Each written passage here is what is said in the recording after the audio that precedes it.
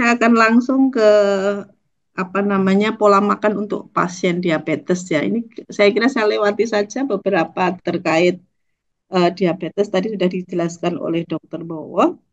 Eh, Tipe juga sudah dijelaskan.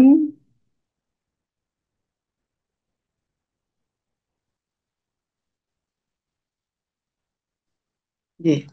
Lah, maaf, faktor risiko juga sudah. Saya kira langsung ke ini. Yang penting di dalam tadi sudah disebutkan Dokter Bowo adalah eh, ada 4 pilar, jadi edukasi, kemudian pola makan, aktivitas fisik, dan juga farmakologi. Kaitannya dengan asuhan gizi, terutama dari diabetes itu memang ada aspek sentral ya dalam diet, yaitu 3J jadwalnya, yaitu 3 kali makan utama, pagi, siang, dan malam. Ini sesuai dengan juga panduan atau pedoman yang tadi disampaikan Dokter Bowo, pedoman Perkeni tahun 2021, pengelolaan diabetes mellitus, dan juga 2 sampai 3 kali selingan pagi, siang, sore, dan terutama diutamakan ini buah-buahan ya atau makanan-makanan yang uh, apabila selingan makanan selingan malam bersifat wajib pada pasien-pasien yang melakukan suntik insulin karena kadar gula darah bisa drop tadi ya.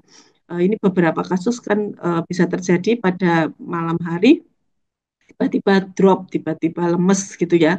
Nah, ini juga perlu diperhatikan pada pasien-pasien yang menggunakan uh, suntik insulin dan tidak tadi juga disebutkan Pak Bowo bahwa ketika dia rajin obat tetapi makannya kurang itu kan berisiko untuk hipoglikemia. Kemudian selain jadwal, kemudian jumlahnya ini sangat individual ya, berbeda tiap individu tergantung dari berat badan, tinggi badan, usia, jenis kelamin, tadi juga aktivitas fisik dan kadar gula di dalam darah. Tadi disebutkan bagaimana perhitungan kalori, yaitu kalori basalnya itu sebesar 25 sampai 30 kalori per kilogram berat badan ideal. Ditambah atau dikurangi tergantung beberapa faktor, jenis kelamin, laki-laki kebutuhannya lebih tinggi daripada perempuan, umur semakin tinggi mestinya lebih rendah ya daripada umur yang lebih muda. Aktivitas fisik juga terkadang juga akan mempengaruhi berat badan dan lain-lain. Ini perhitungan berat badan ideal menurut rumus Broca ini ideal itu 90% kali tinggi badan dikurangi 100 kali 1 kilogram.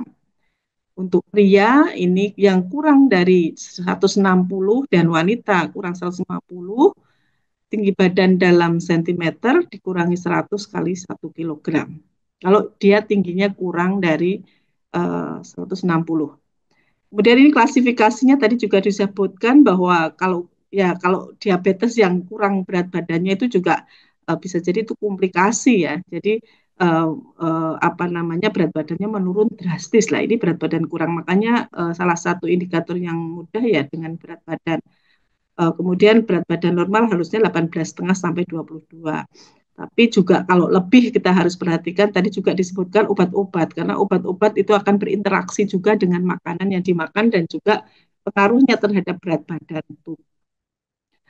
Faktor yang menentukan kebutuhan lainnya adalah jenis kelamin. Tadi disebutkan bahwa kalau perempuan per hari sebesar 25 kilogram per kilogram berat badan, kalori per kilogram berat badan, sedangkan pria lebih besar karena jumlah massa ototnya lebih tinggi. Kemudian umur ini saya kira kalau umur di atas 40 dikurangi 5%, semakin tinggi akan dikurangi persentasenya lebih tinggi karena kebutuhannya semakin sedikit. Karena basal metabolisme semakin menurun. Aktivitas fisik juga penambahan jumlah 10% dari kebutuhan basal diberikan pada saat istirahat, sedangkan aktivitas ringan itu ditambahkan 20%, sedangkan aktivitas berat bisa sampai 50%. Kemudian faktor lain yang menentukan kebutuhan kalori adalah stres metabolik. Pada penambahan 10 sampai 30% itu juga kalori dari total kalori itu kalau ada stres metabolik misalnya pada sepsis, pada operasi atau trauma-trauma yang lain yang itu menyebabkan stres metabolik. Pada berat badan penyandang DM yang gemuk kebutuhannya harus dikurangi sekitar 20 sampai 30%. tergantung tingkat kegemukannya. Tapi penyandang diabetes yang kurus, kebutuhan kalori ditambah 20-30% sesuai kebutuhan untuk meningkatkan berat badan, sehingga menjadi berat badan yang ideal. Jumlah kalori yang diberikan paling sedikit 1.000 sampai 1.200 kalori per hari. Jadi tidak boleh kurang karena ini akan mempengaruhi basal metabolisme. Pada wanita dan pada pria harus sekitar 1.200 sampai 1.600 ya. Tidak boleh kurang. Ya. Kalau tadi sudah kita sebutkan jadwal, kemudian jumlah ya, kita bisa hitung. Memang ini tugasnya ahli gizi, kita mendidik ahli gizi untuk menghitung, tapi juga kita harus pahami, memang beberapa penelitian kami, kalau jenis itu pada orang-orang diabetes sudah tahu. Kalau jumlah itu yang kadang-kadang karena agak ribet ya tadi, jadi kita ahli gizi yang menghitungkan. Karena sekarang ada catering diet juga ya. Tapi yang perlu diperhatikan, walaupun sudah banyak penelitian kami menunjukkan bahwa sudah tahu apa yang dimakan dan tidak dimakan, memang jumlahnya yang uh, tidak strict sekali gitu ya. Karena memang ada interaksi tadi ya dengan obat, kemudian dengan aktivitas fisik dan lain-lain. Yang paling ini sudah sering diketahui bahwa karbohidrat itu yang sederhana, terutama gula itu memang harus terbatas ya. Ini karena dia bisa langsung diserap tubuh dan menaikkan glukosa darah. Kecuali kalau pada kasus hipoglikemia yang harus dikasih secara cepat. Kemudian lemak dan minyak gorengan ini yang jelas sekali pasien-pasien diabetes biasanya sudah sesudah tidak makan gorengan dok gitu biasanya ini sudah mereka sudah melakukan dan makanan-makanan yang padat energi ini biasanya mereka sudah membatasi yang boleh atau bebas sekehendak itu adalah sayuran kelompok A ini kol, kembang kol, tomat, timun, sawi, toge, selada ini boleh sekehendak. Tapi nanti ada beberapa hal yang kenapa cara memasak itu juga mempengaruhi. Karbohidrat ya, kalau karbohidrat saya kira ini yang dipentingkan adalah yang 40% dari 50% itu total energi yang terutama yang tinggi serat ya. Jadi orang diabetes itu kalau bisa yang seratnya tinggi. Karena itu ada kaitannya nanti mekanisme serat yang tinggi dengan komposisi mikrobiota usus. Kemudian karbohidrat itu kurang dari 130 ini tidak dianjurkan ya. Karena nanti orangnya jadi lemes. Sukros tadi tidak boleh dari 5% dari total asupan. Jadi glukosa itu kalau kita hitung setiap kebutuhan misalnya salah satu kebutuhan orang normal saja sekitar 2.000 sampai 2.500 kalori. Kalau 5% itu sekitar per 20-nya sekitar 100 gram, 100 sampai 125 kalori itu sekitar kalau dihitung itu hanya sehari itu 1 sendok atau 2,5 sendok. Padahal kalau minum apa namanya, jadi 1 sendok itu 40 gram, sehingga kira-kira 2,5 atau 3 ya, 2,5 atau 3 sendok sehari gitu ya. Tapi itu di luar itu gula misalnya makanya kalau kita minum es teh misalnya es teh itu biasanya sudah 2 sendok nanti kita nggak boleh makan lagi atau lagi makan krim-krim roti yang dengan gula yang tinggi itu biasanya juga itu dihindari karena itu langsung menaikkan uh, glukosa darah. Jadi pada pasien diabetes sering kita sudah apa namanya tidak minum tidak manis gitu ya. Tapi ternyata dia masih makan roti yang ada krimnya, yaitu jadinya ya tetap naik juga gitu ya. Jadi hal-hal yang ini simple tapi bisa kadang-kadang. Tapi kalau penderita diabetes yang sudah mendapat edukasi biasanya sudah tahu. Kemudian pemanis ya, saya kira ini asal dalam batas aman konsumsi harian. Kemudian kalau lemak itu juga 20 sampai 25 itu boleh dari total energi ya. Kemudian tidak boleh dari 30%. Penelitian saya menunjukkan bahwa memang konsumsi lemak kita enggak setinggi dari orang-orang Amerika ya.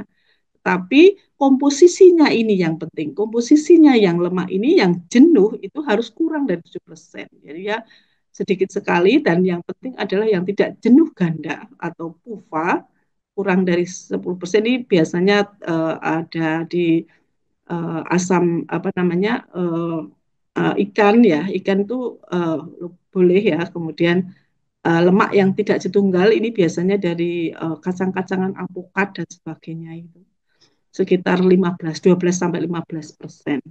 Rekomendasinya adalah lemak jenuh itu hanya perbandingannya 0,8 dibanding 1,2 sampai 1. Ini rekomendasi dari uh, Perkeni tadi ya. Dan batasi lemak jenuh dan lemak trans, daging, susu, dan susu full cream.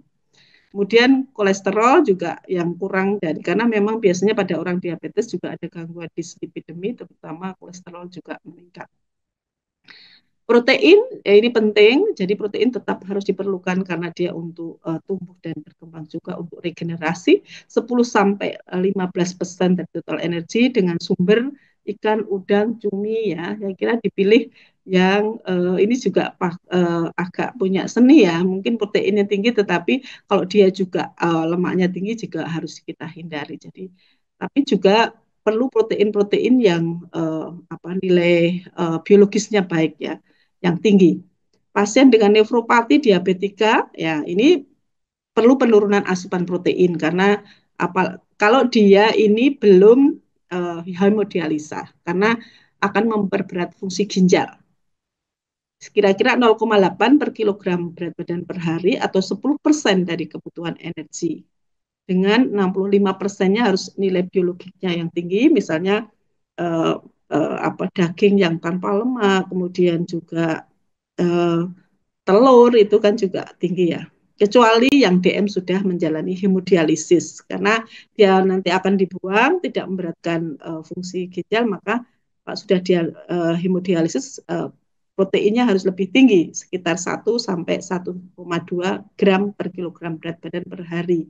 Karena apa? Karena nanti protein loss-nya proteinnya banyak yang hilang sehingga harus mengganti. Makanya kalau tidak di orang-orang yang hemodialisis kalau tidak dibarengi dengan konsumsi protein yang baik biasanya terjadi malnutrisi. Kemudian serat ya, saya kira serat tadi juga sebutkan bahwa sumber protein karbohidrat yang adalah serat yang tinggi ya. Buah, sayur, kacang-kacangan, kemudian juga serat ini kira-kira 20 sampai 35 gram per hari. Penelitian saya menunjukkan bahwa kita itu kurang serat. Hanya sedikit orang yang ini apalagi ini ya penderita diabetes itu sangat penting serat untuk perharinya itu sampai 20 sampai 35. Penelitian kami yang menunjukkan di Indonesia itu konsumsinya sekitar 11-12 gram per hari. Jadi masih kurang banyak ya. Kemudian pasien diabetes ini dan gangguan ginjal ini juga perlu memperhatikan asupan tinggi serat yang kompleks karena akan menyebabkan tinggi kalium. Jadi kalau dia ada gangguan ginjal perlu juga seratnya juga tidak boleh banyak-banyak ya karena nanti terutama yang serat-serat yang mengandung kalium. Ini natrium dan pemangis ya. Ini natrium itu biasanya orang diabetes sudah tahu. Oh, konsumsi natriumnya atau mungkin hipertensi juga dia tidak natriumnya sudah dikurangi ya. Tapi kita tahu bahwa makanan-makanan yang diawetkan itu natriumnya tinggi. Kemudian juga wafer atau mungkin biskuit-biskuit itu biasanya natriumnya tinggi. Jadi paling enggak itu harus dikurangi ya. Atau mungkin tidak sama sekali. Kadang-kadang orang, oh ini enggak ada natriumnya, enggak ada garamnya, tetapi ternyata makanan yang diawetkan juga di dahar gitu ya. Kemudian penyandang DM dengan hipertensi perlu melakukan pengurangan, betul ini karena salah satu faktornya. Kemudian juga fruktosa ya, jadi uh, kalau pemanis ada dua, pemanis itu ada yang berkalori, ada yang tidak. Yang berkalori mesti memperhitungkan juga kebutuhan kalori. Kemudian fruktosa itu tidak dianjurkan oleh penyandang diabetes karena dapat meningkatkan LDL. Namun ketika fruktosa itu di dalam buah dan sayuran itu juga uh, tidak perlu dihindari. Vitamin dan mineral ini banyak vitamin yang perlu ini ya kromium, biotin, vitamin B6 ya, vitamin B6. Karena ini kromium itu bisa meningkatkan kontrol glikemik dan sensitivitas insulin. biotin ini meningkatkan kontrol glikemik pada pasien tipe DM tipe 1 dan 2. B6 menurunkan bisa dapat juga diminum 3 kali seminggu bisa menurunkan HbA1c sebesar 6%. Magnesium ini juga menurunkan kebutuhan insulin dan menurunkan kadar gula darah puasa dan fructotamin. Kemudian alpha lipoic acid itu meningkatkan sensitivitas insulin dan vitamin C ini menurunkan non-enzymatic glycation protein sebanyak 7 sampai 47% tanpa mempengaruhi kadar gula. Uh, yang terkait kenapa di diabetes itu ada beberapa metabolit yang abnormal pada diabetes, makanya perlunya kenapa diet-diet itu juga paling enggak tinggi antioksidan, karena dia orang diabetes banyak free radikal bebas karena peningkatan dari produk peroxidasi lipid, kemudian juga penurunan antioksidan, misalnya vitamin C, vitamin E, glutathione, itu pada diabetes itu menyebabkan radikal bebas yang tinggi, yang akan menyebabkan komplikasi yang tadi disebutkan dokter bahwa untuk pencegahan sekunder itu arteriosklerosis, katarak, dan diabetes komplikasi itu, terutama komplikasi sekunder itu terjadi peningkatan radikal bebas. Makanya ini penting dalam nutrisinya juga antioksidan yang tinggi.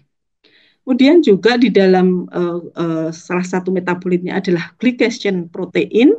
Pada pasien-pasien hiperglikemia ini terjadi di dalam selnya itu terjadi glycation dari protein yang itu sifatnya irreversible dan juga terjadi ini yang orang sering bilang advanced glycation end product (AGE) ya. Nanti makanan-makanan kalau bisa rendah dari AIDS ini ya. Karena AIDS inilah yang menyebabkan arteriosklerosis, kerusakan ginjal, dan komplikasi lain. Untuk menghambat dari produk dari glycation protein di intraseluler itu bisa, makanya kenapa dikasih suplementasi vitamin C, vitamin E, vitamin 6, dan juga mencegah makanan-makanan yang bentuknya meningkatkan bentuk AIDS ini. Kita sebutkan ini dari beberapa literatur yang kalau kita merujuk ke buku Nutrition Medicine, ini disebutkan bahwa kandungan AIDS pada jenis pemasakan. Jadi ternyata jenis pemasakan itu juga menentukan. Pada makanan-makanan yang di oven, digoreng dengan oven itu sangat tinggi AIDS-nya. Ya, ini kalau bisa orang pasien diabetes dihindari. Kemudian digoreng itu sekitar 6.700. AIDS itu satuannya adalah sekitar kilo unit per day. Jadi tidak boleh ini tidak boleh dikonsumsi banyak-banyak ya. Makanya orang diabetes harus menghindari ini. Beda sekali kalau dia hanya di chicken atau ayam yang digodok itu hanya yang direbus itu hanya 1.000.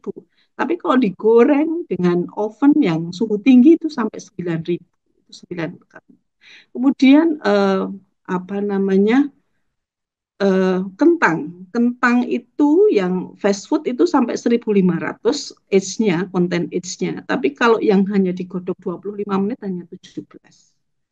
Hotdog yang yang di rebus itu 6.000. Tapi kalau yang ini hotdog itu tinggi karena dia termasuk makanan-makanan yang diawetkan ya, makanan-makanan frozen atau kita sebut makanan-makanan yang diolah itu ya, yang menjadikan kenapa itu yang menjadikan resiko terhadap kardiovaskuler, kemudian juga arteriosklerosis ini adalah karena nilai H-nya ini yang tinggi.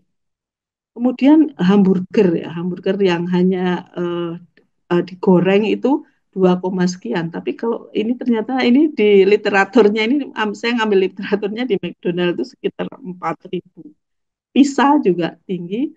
Kemudian ini memilih lemak butter, margarin, dan cheese yang diproses itu lebih rendah. Jadi kalau butter itu karena dari hewan lebih tinggi, margarin dari tumbuhan ya.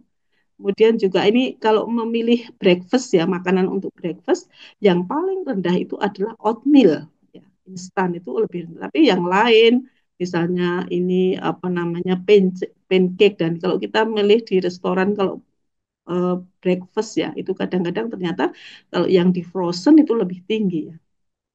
Kemudian ini juga infant formula dengan apa namanya susu air susu ibu air susu itu cuma 7, tapi kalau infant formula ini menunjukkan bahwa pengolahan atau pemasakan itu juga menentukan perlu diperhatikan dari penyelenggaraan makanan di orang diabetes.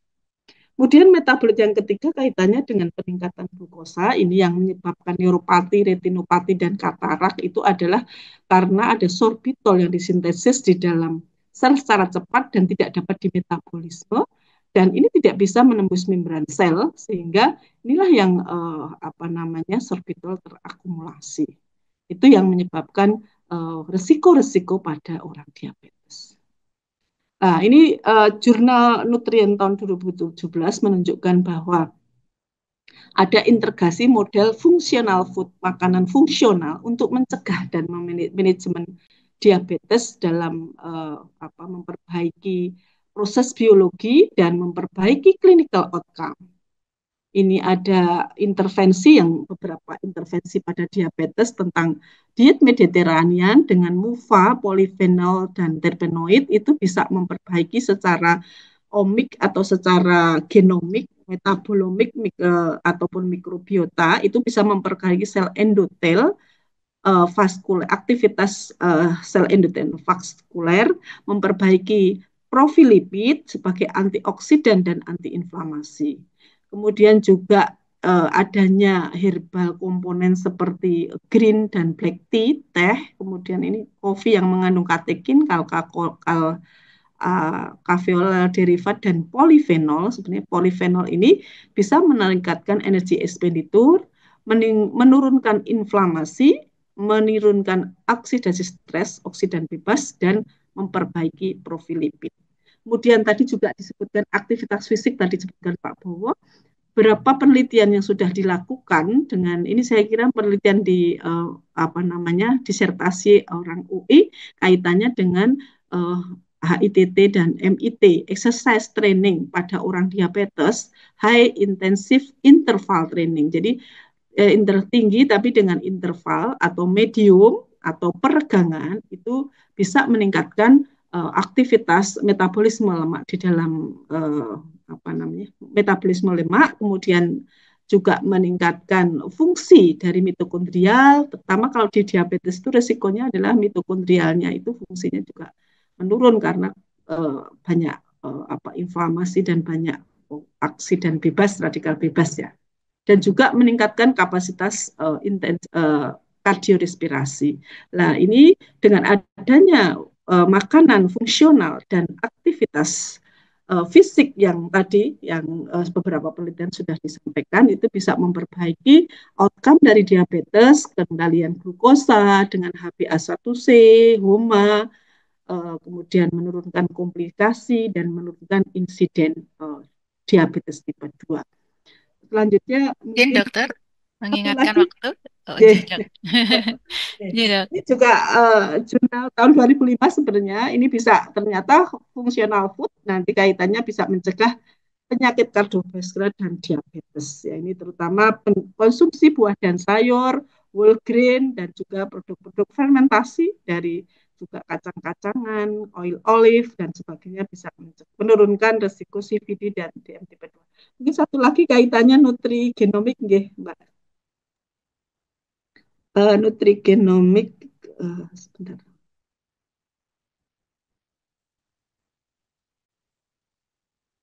Saya singkat aja kaitannya sekarang ini ada jurnal yang terbaru tahun 2000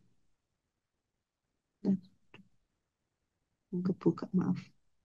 Ya, sampun muncul dok. Ya, ya ini Oke. kaitannya sekarang lagi yang terkenal adalah nutrigenomik atau personalized nutrisi. Jadi nutrigenomik itu adalah studi bagaimana makanan yang kita makan itu bisa mempengaruhi ekspresi dari informasi genetik pada seseorang dan bagaimana susunan genetik seseorang bisa mempengaruhi metabolisme dan respon terhadap nutrisi dan komponen bioaktif dalam makanan. Ya, ini ada jurnal yang baru ya, saya kira ini ada 2014, tapi nanti ada jurnal yang terbaru kaitannya dengan nutrigenomik ini. Jadi makanan dalam diet yang mengandung flavonoid, vitamin, asam amino dan lemak, kemudian juga senyawa yang lain bisa mempengaruhi ekspresi gen terhadap melalui beberapa mekanisme.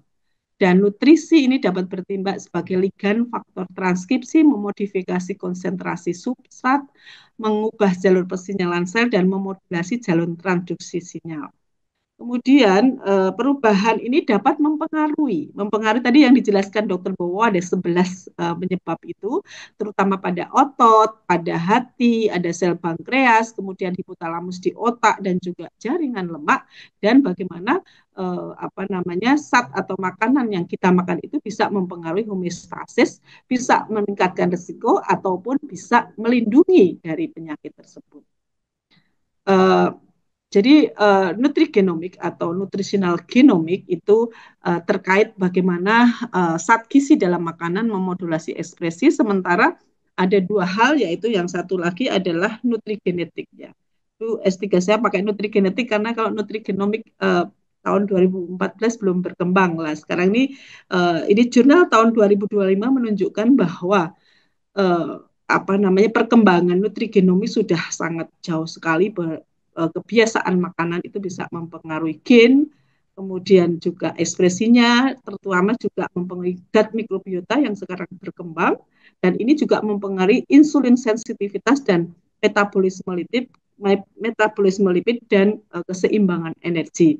Kemudian gen-gen ini juga perbedaan, setiap orang punya gen variasi yang berbeda. Ini juga akan membuat pengaruh yang berbeda. Mungkin sama-sama diabetes, kemudian makannya sama, sudah diatur, tapi kok ada yang respon baik, ada yang respon tidak. Lah ini kaitannya dengan adanya variasi sleep yang berbeda di antara dua individu tersebut.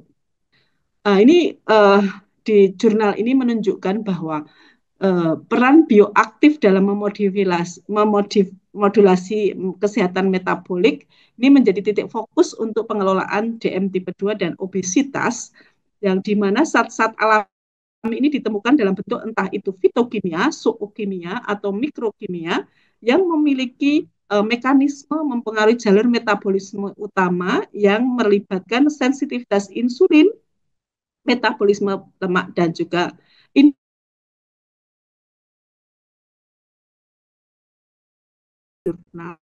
kemudian bisa dianalisis dari 129 karena mungkin ada yang tidak lengkap dan sebagainya ya, ada duplikasi. Kemudian kaitannya dengan diabetes dan obesitas ini banyak zat-zat dari sitokimia, zookimia itu melalui mekanisme ini sudah terlihat di pathway-nya melalui AMPK, peptide gamma, bisa meningkatkan uptake glukosa oleh selur yang tadi mungkin kalau Pak Bowo menyatakan ada obat yang metformin yang kaitannya. Ini kaitannya dengan sensitivitas insulin.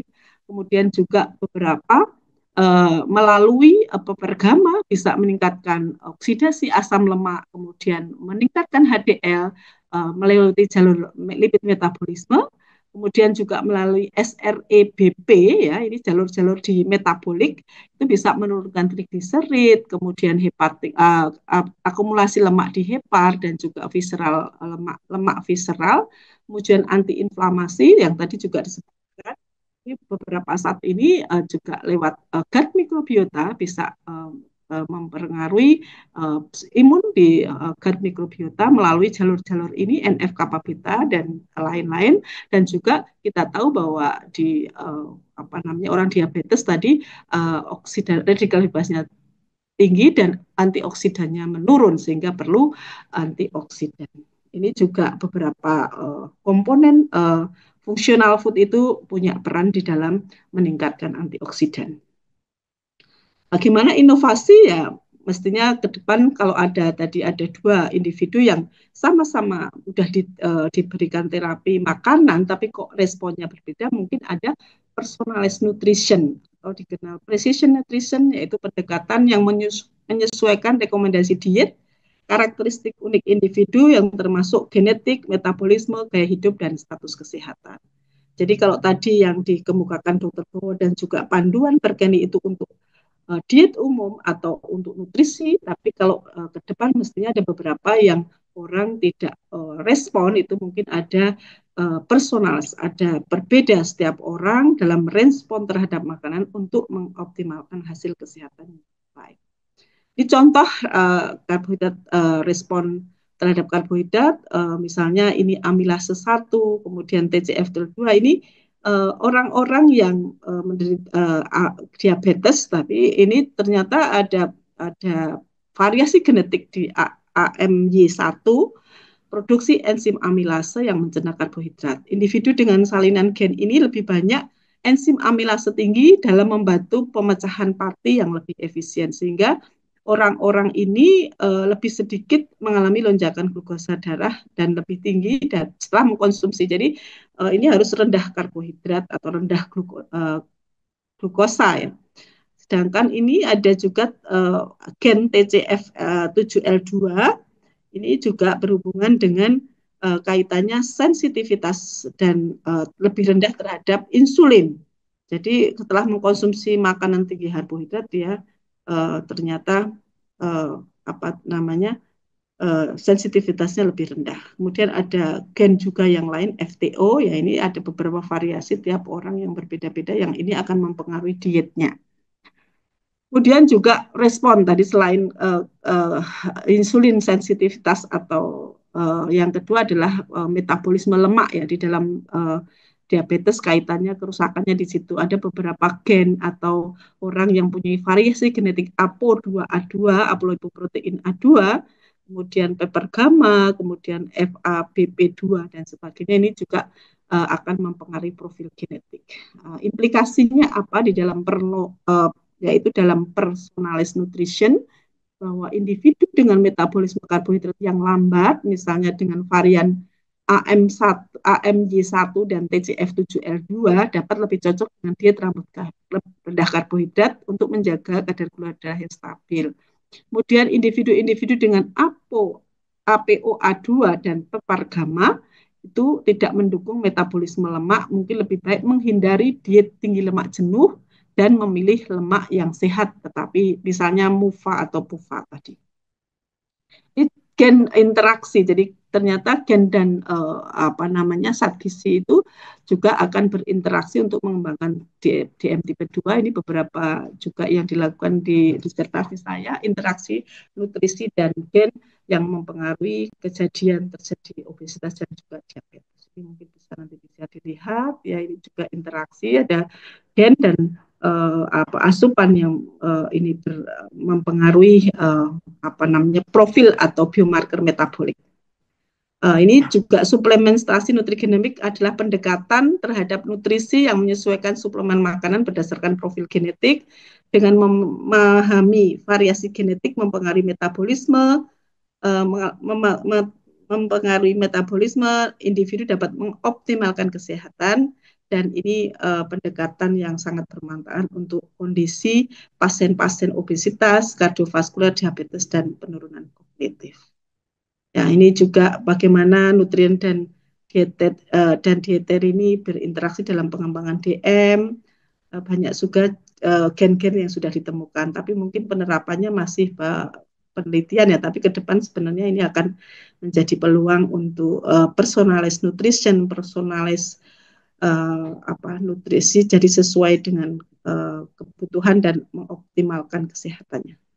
Nah, ini tantangannya memang masih biaya tinggi dan kesadarannya masih rendah, dan juga regulasi validasi ilmiah masih kurang ya. Kemudian prospeknya ini pengembangan terapi nutrigenomik lebih akurat dan mudah diakses, dan potensi pengembangan DM dengan pendekatan personalized nutrition atau mungkin personalized medicine, saya kira menjadi tantangan ke depan. Sebenarnya banyak peluang yang kita bisa lakukan dengan riset dan juga menemukan ya.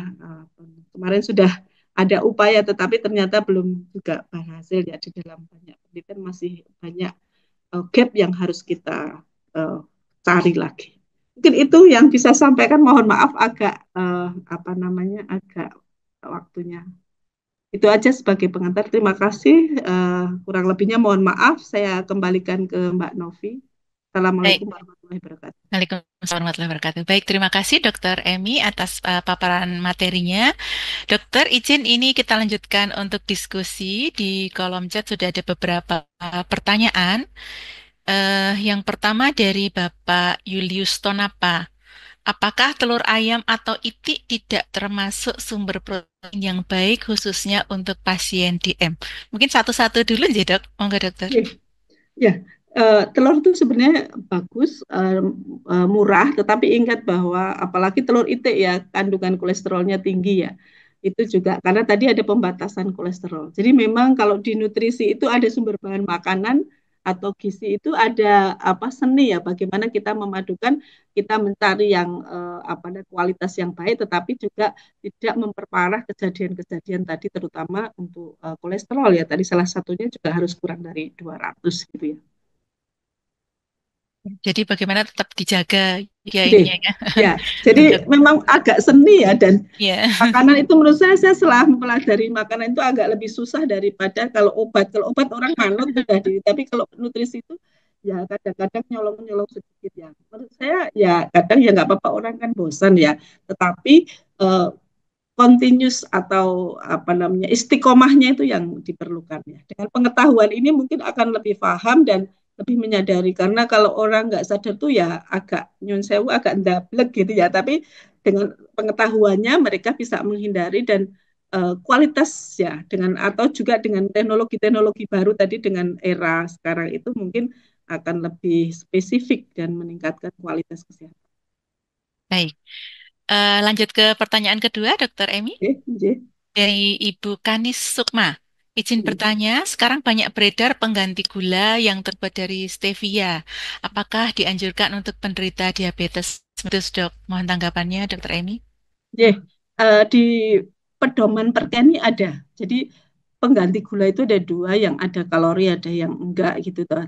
Asal dia di bawah ada batasnya ya. Harian, dosis harian itu kan ada penambah, karena dia sebenarnya bukan zat gizi ya, zat penambah yang sebenarnya itu hanya untuk apa ya, kayak memanipulasi rasa apa manis yang biasanya ya, pasti ada batasnya. Sebenarnya di Perkenis sudah ada guideline-nya, nanti bisa dilihat di itu apa disesuaikannya. Boleh disesuaikan asal batas hariannya itu tidak melampaui yang dibolehkan ya. Ya. Jadi bisa dilihat di Perkeni pedoman tadi yang seperti Pak Bawa 2021. Perkeni 2021. Dan mungkin ini edukasi ke pasien juga, jadi dok, kadang-kadang pasien merasa bahwa ini sudah gula aman kok ini jadi tadi merasa aman terus jadi banyak juga makainya gitu. Padahal Ya, ya. awalnya hanya membantu tadi seperti yang dokter Emi sampaikan, membantu untuk istilahnya nanti makannya tetap ada rasa manisnya Rasanya gitu. ya. Jadi, Tapi memang baik. yang paling penting itu edukasi tadi ya. Kalau edukasinya sudah nyantel, kan, dan itu memang butuh waktu ya. Udah nyantel gitu kan, oh ya saya itu kalau makan ini resikonya lebih besar. Jadi kan dia mikir gitu ya. Makanya itulah tandanya orang berpikir tuh mungkin itu ya edukasi ya. Baik, baik dokter. Selanjutnya, pertanyaan dari Ibu Farida Lisna. Izin bertanya terkait pemilihan karbohidrat. Biasanya kita dengan nasi itu nasi nasi apa atau yang seperti apa yang baik untuk DM karena ada seperti nasi porang dan sebagainya. Apakah memang direkomendasikan? Nah, jadi dok ini dokter Emi, sampai pasien itu ada yang tidak makan nasi putih ya dan sebagainya. Mungkin sekaligus bisa memberikan tanggapan. Kemudian urutan terbaik untuk makan untuk mengontrol kadar gula. Misalnya serat dulu baru protein dan sebagainya. Secara makannya urutannya yang dimakan duluan yang mana ngaten dokter? Terima kasih. Sebenarnya ini sudah banyak penelitian ya dilakukan untuk orang DM ya, di PSPG, di UGM juga banyak. Ini memang yang terbaik adalah yang seratnya tinggi ya. Memang kalau nasi putih itu lebih rendah daripada indeks glikemiknya lebih tinggi dibandingkan nasi merah atau nasi apa yang di anu lain ya. Itu kaitannya dengan indeks glikemik. Jadi kalau orang diabetes itu namanya ada karbohidrat counting. Jadi diukur apa peningkatan gula darahnya. Kalau dia nasi putih itu lebih cepat meningkatkan kadar gula darah, kaitannya mempengaruhi bagaimana fungsi dari insulin di dalam tubuh. Kita tahu insulin itu tadi kan sudah rusak ya pita pankreasnya. Nah, itu kenapa dipilihkan makanan-makanan yang seratnya tinggi, kemudian antioksidan. Kenapa berwarna itu antioksidannya lebih tinggi daripada nasi? Dan nasi itu indeks glikemiknya tinggi.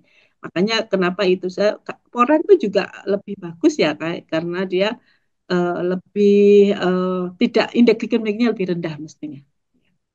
Kemudian untuk sebenarnya kalau makanan itu sebenarnya orang tuh kadang-kadang kalau makanan tuh kan ada kombinasi ya. Kalau kadang-kadang orang makan ini dulu gitu ya. Sebenarnya ini kaitannya dengan apa ya? Mempengaruhi pola ya. Misalnya kalau kita sudah makan serat kenyang, otomatis mungkin makanan yang karbohidrat yang apa yang lain atau protein ya. Kalau protein itu sebenarnya kaitannya mengatur bagaimana kita juga asupannya tidak asupannya terkontrol. Karena mereka sebenarnya udah tahu ini tidak boleh dimakan, ini makan. Tapi memang jumlahnya itu yang beberapa penelitian saya dengan mahasiswa di apa namanya di masyarakat menunjukkan bahwa mereka itu tahu makanan yang dimakan dan yang tidak, tetapi jumlahnya ini yang kadang-kadang tidak terukur. Kadang-kadang takut makan tidak kurang, jadi kurang juga nggak boleh, tapi ada yang juga kelebihan. Nah ini yang ini. Tapi sebenarnya urutan-urutan mana yang dulu itu sebenarnya kaitannya bagaimana kalau kita nerapi obes ya, biasanya kita makan atau minum air putihnya yang banyak sehingga kan makanan yang itu sebenarnya untuk respon. Jadi kalau kita belajar respon tubuh itu dengan apa namanya uh, eh, homeostasis untuk energi di dalam otak itu, bagaimana pusat lapar kenyang itu sebenarnya ke arah sana bagaimana mempengaruhi kontrol cara mempengaruhi supaya.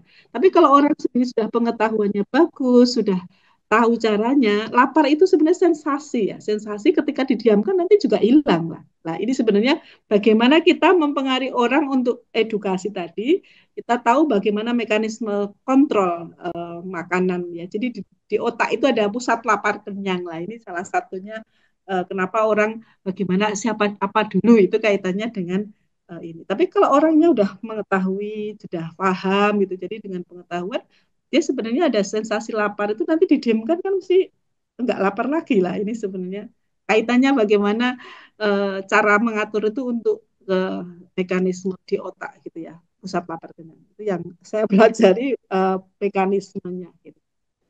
Begitu. Baik. Terima kasih sekali Dokter Emi karena waktunya sangat terbatas. Jadi dok sebenarnya diteruskan terkait dengan gizi makanan sehari-hari ini wah bisa panjang sekali ya dok. Ya. Apalagi kalau sudah melibatkan apa namanya pengalaman edukasi dengan pasien, kasus-kasus di lapangan dan seterusnya. Tetapi karena keterbatasan waktu mungkin jadi dok jadi bisa kita cukupkan dan terima kasih sekali Dokter Emi atas apa materi dan sharingnya.